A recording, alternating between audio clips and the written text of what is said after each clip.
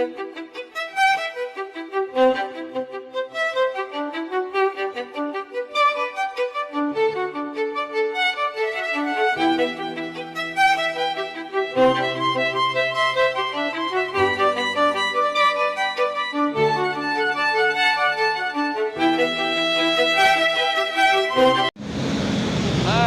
morning po. Kamusta po ang lahat? Mapagpalang umaga, araw ng Lunes po. Kamusta po ang lahat? I hope nasa maayos po sila na kalagayan at kalusugan.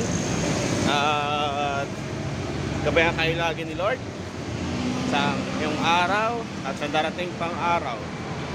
And shout out po sa lahat ng aking mga minamahal na viewers, and special shoutout po kay kumparing Kenneth Rapanan. Kumusta? And ngayong umaga is bababa lang natin ng jeep papunta dito sa ating workplace, and maganda, mabilis ang jeep na sinakyan ko. So wala pang 10 minutes dito na tayo sa aking workplace. Mabilis. Ayan, tingnan natin. Bali, punta tayo dito sa isang karinderya, bili tayo ng ating pang ulam mamaya na tanghalian. Mahirap na lumabas kasi sa pag-break mamaya. Mahirap na lumabas, mainit na. So check natin dito kung may luto na sila. And kahapon, maganda rin ang flow ng tao, pasok ng tao sa aking trabaho. Sa awan ng Diyos at salamat po, at kung medyo nakaka-recover na po ang aking itong pinagtatrabahuan ko. Ay, sarado pa. Sarado po. Ayan po. Ayan, sarado pa itong karinderya. Wala pang tao. Ay.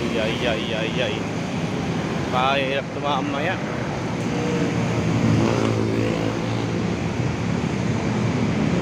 Tagilid na yung plano. Humingala ako, tagilid na yung plano yun.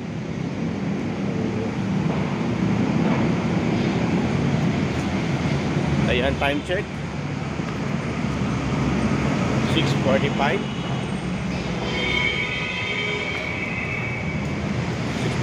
AM. I think wala pa ang aking trainer. So mabilis kasi yung na sinasakyan ko. And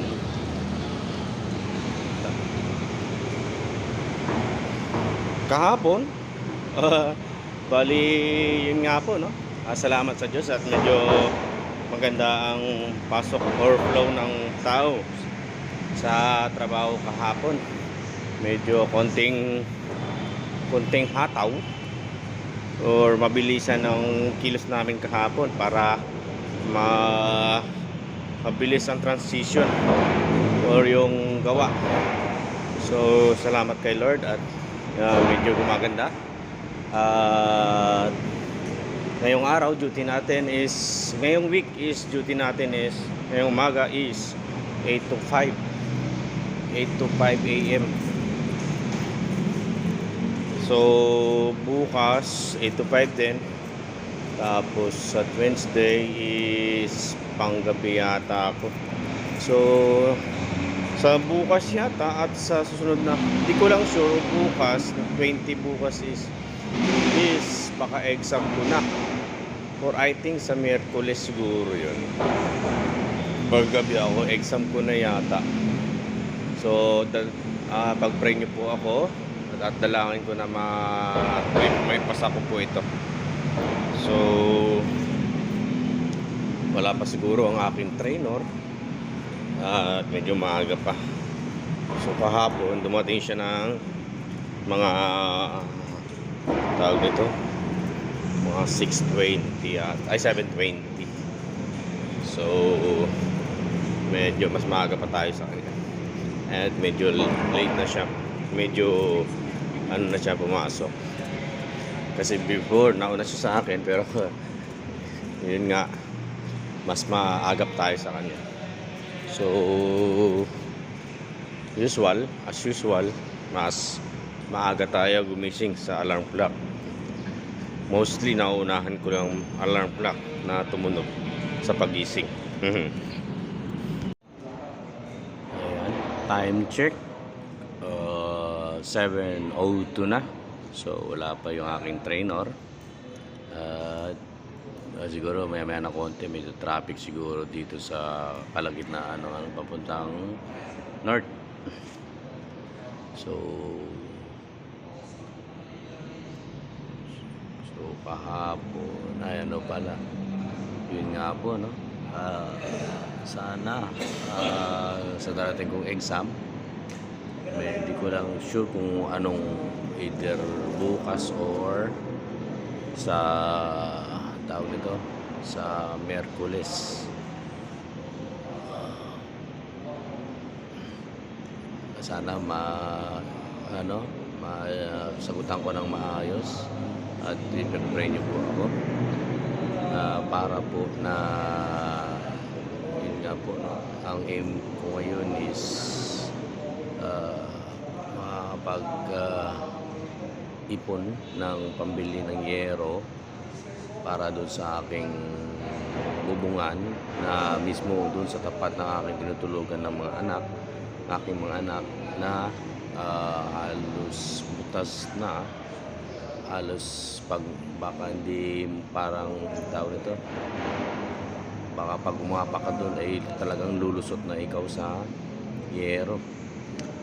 Pansamantala, nilagyan ko muna ng ng sako o pinasako sa itaas at pinalagyan ko ng pabigat na pinaperasong hardiplex para temporary hindi mabasa or matuluan ng higaan ng aking mga anak.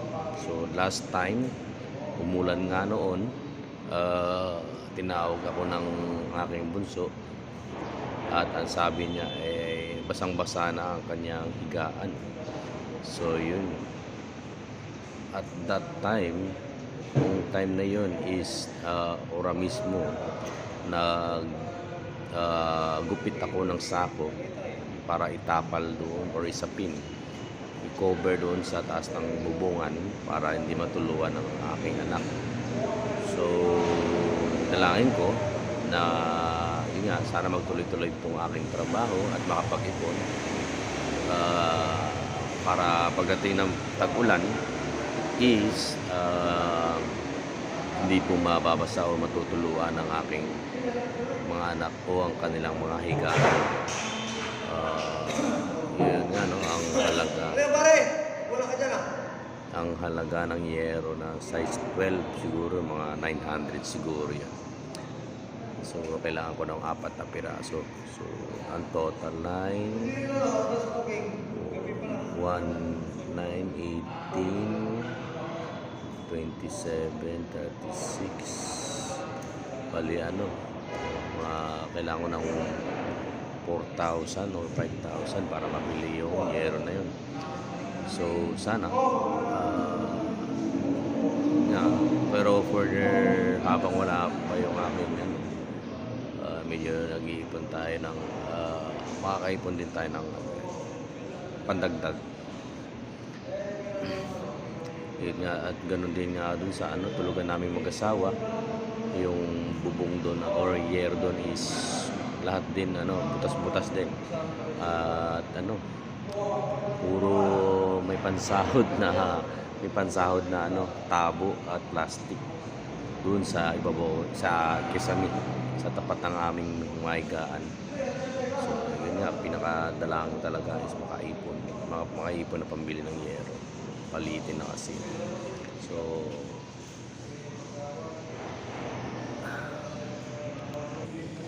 time check 7:10, wala pa yung aking trainer. Dalangin ko na makarating siya ng matiwasay at ligtas. Medyo maaga pa naman.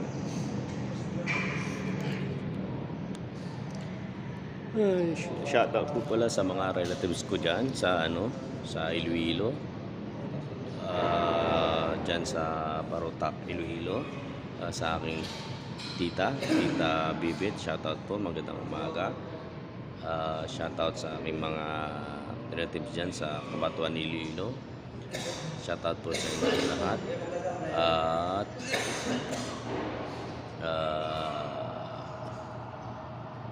tawag nito, hope na sa maayos kayo na kalagayan. And shoutout din sa mga kapatid ko dyan sa Marbel, South Cotabato. Kumusta kayo dyan? Ingat kayo lagi. And shoutout po sa lahat ng mga OFW at mga minamahal kong viewers sa mga panig ng mundo. Magandang umaga. Yun pala, no, sa exam ko, doon masusubukan kung talagang na-absorb ko yung lahat ng mga natutunan ko, mga naituro sa akin ng trainer ko, naituro ng aking boss, at yung mga advices niya. Lahat yun lalabas sa exams. Hindi naman mahirap yun kung yun nga po, no, sa puso mo, sa isip mo ang exam o yung mga mga gawain mo at mga naituro sa akin ng aking trainer. And so dito sa aking workplace, sa tuwing umaga, napapansin ko or napapaisip ako kung paano pag nangitlog itong ibon na ito, paano ang itlog? Samantalang nakasabit sila, yung pugad niya is parang open at nakahanging lang yung pugad. Paano kung nang mangitlog? Mahuhulog siguro. Ito yung ibon na na tawag nito, yung pugad niya is ginagawang soup o yung bird's nest soup. Yun sila, makakita mo ba? Ayan, sa taas na po, sa ibabaw po ito yun ang kasabi. Nakapagtaka. Yan, tagilid. So napapaisip ako, paano na lang pag nangitlog ito, paano yung itlog? Anong ginagawa kaya nila sa itlog nila?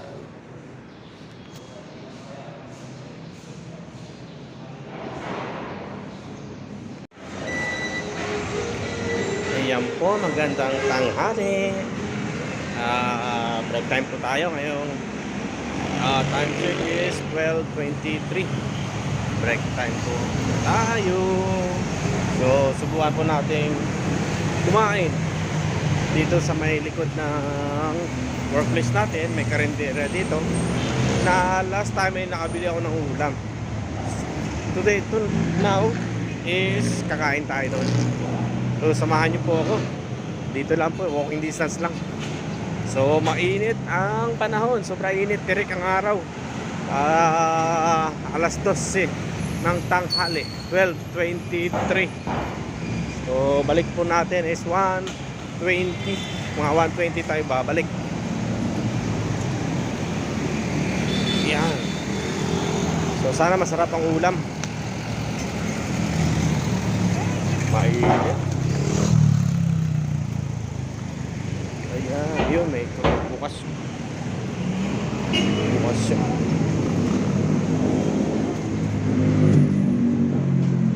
Ayan, so ano kaya ulam dito?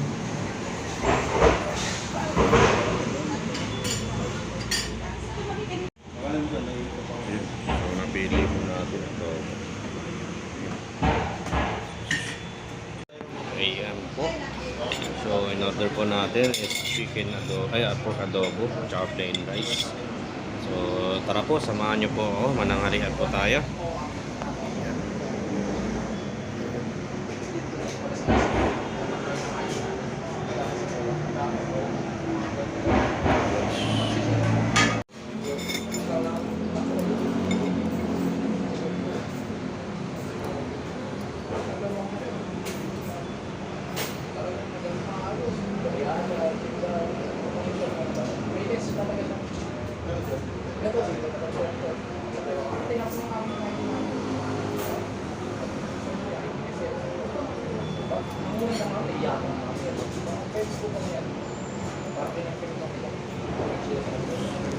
Adobo. Pork adobo.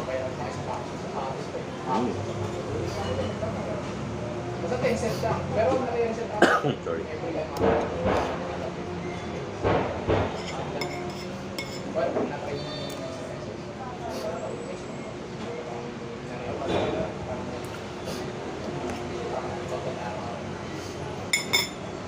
Mainit panahon.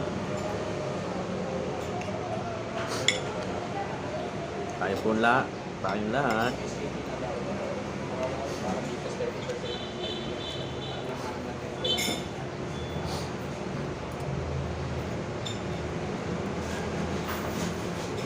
Shoutout po sa aking pare, Kenneth Rapanan.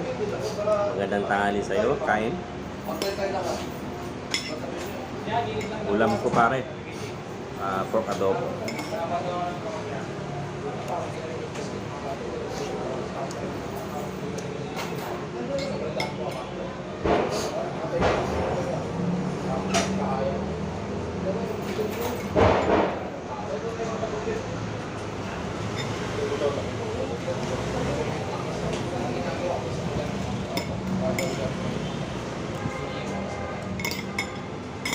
Mamaya pagbalik ko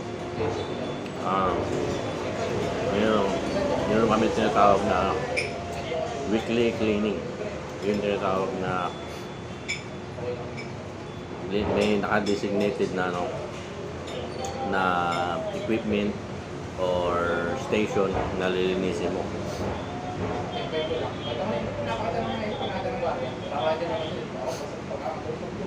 So mamaya pagbalik ko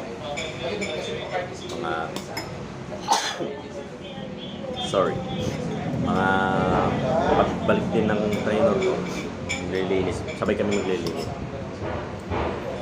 Yung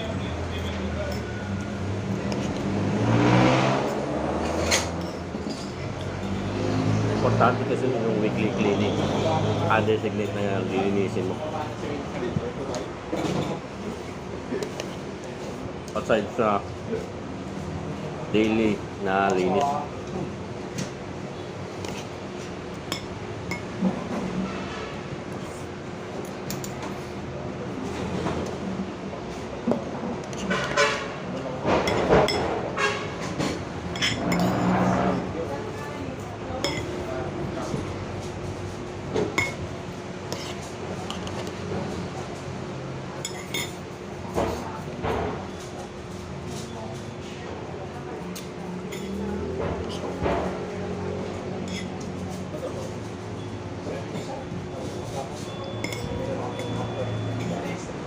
Okay naman itong karinderya na to. Hindi masyadong mainit. Unlike dun sa kabila, sobra init.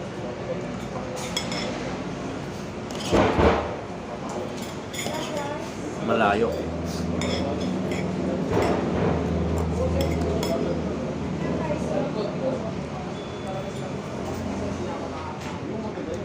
Saka in-experience ko sa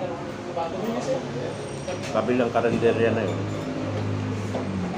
Alam mo yung kakain ka sa kanilang karinderya, nakaharap ka na nga sa o-order ka na ng pagkain, nakita ka na nila, hindi ka pa ng pagkain, tatanungin kung anong gusto mo. Kaya medyo maganda experience ko.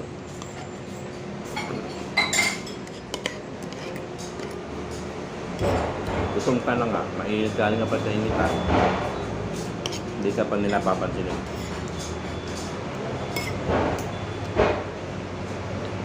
Experience ko na yun, hindi na ako natuloy kumain doon. Mainit na, wala kwenta yung nagbabantay.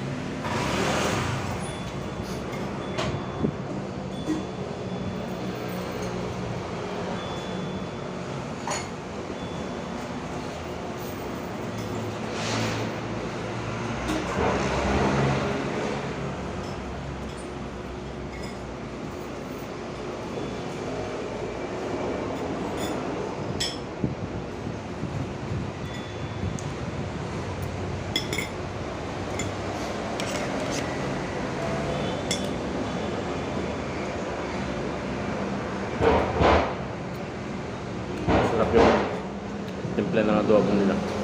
Sarap. Iba, parang iba yung iba doon sa niluto kong adobo na ito mas masarap to. Sauce pa lang niya. Malasa. Ito rin yung nakaraan na binili ko na masarap. So, tapos na po tayo. Kumain.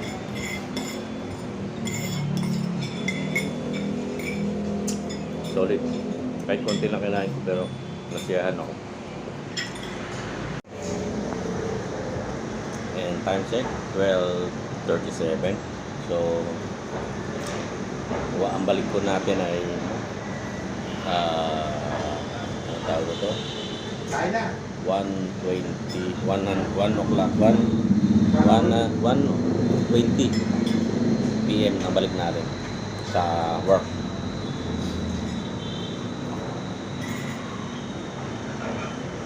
Ito, ang mga adobo.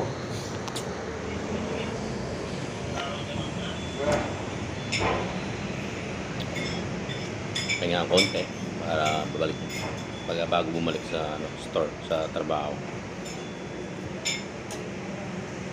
Dala ko pala yung headset ng anak ko. So, tayo doon, sound trip tayo.